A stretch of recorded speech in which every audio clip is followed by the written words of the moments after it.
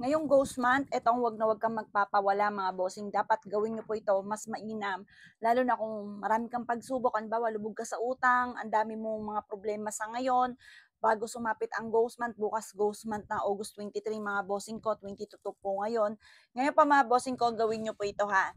Mag-avail ka na, habol ka pa, mas mainam araw-araw nyo itong gawin, lalo na kung marami ka ng problema pinagdadaanan. Kasi baka madali ka pa ng ghost month, kumbaga minamalas na, madagdagan pa. O, di ba mga boss, nakaka-pressure po yan. Ngayon, ganito gagawin po natin mga bossing ko ha. Kumuha kayo ng isang ganito, 12 pesos lamang po ang isa nito mga boss. Nandiyan na po yan.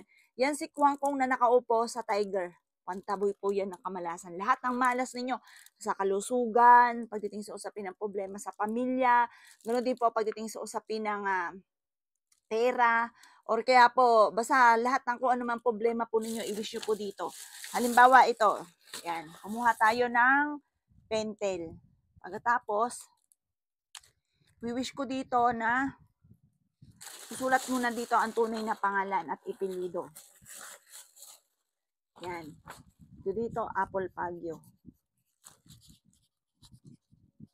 Tapos, ang wish ko dito, gumaling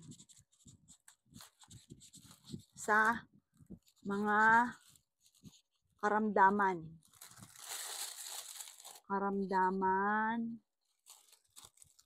ng buong pamilya. Yan.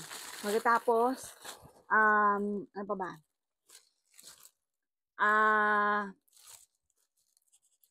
Maalis lahat ang kamalasan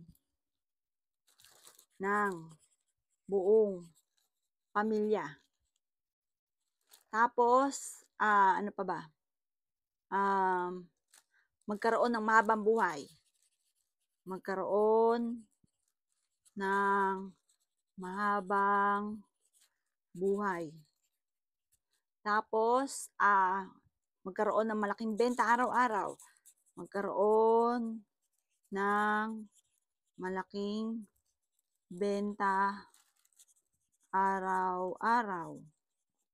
Oh, lahat ng mga boss ay swertihin. Lahat na nag-aabil sa amin. Lahat ng nag-aabil sa akin ay yumaman.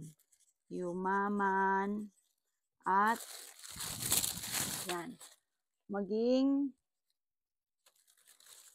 matagumpay. Yan. O, bahala na po kayo kung may pagsubok kayo sa inyong karelasyon, sa inyong pong mga anak, sa buhay po ninyo, away-away, i-wish na po dito na maayos na. At pagkatapos, mga bossing, kukuha po tayo ng lighter at ito ay ating susunugin. Yan. Kailangan ubos na ubos po ito kapag sinunog po natin. Ito ay gawin nyo po sa umaga ng mga bandang alas 7 ng umaga. Yan. Mag-wish kayo mula sa puso, basta ito kailangan masunog po siya ng ubos na ubos. Wala ka pong ititira po dito. Tapos kiniklaim ko na ang swerte, maraming pera ang darating sa akin, kailanman hindi na ako mamumblema tungkol sa usapin ng pera. Siksik-liglig at umapaw at maraming blessing ang darating. Ito po yung mismong ganyan, yan, yung lalagpak na yan, huwag niyo po siyang tatambuin na yan, siya mapawid ng hangin mga bossing. O siya mga boss ha, good luck po sa inyo po lahat.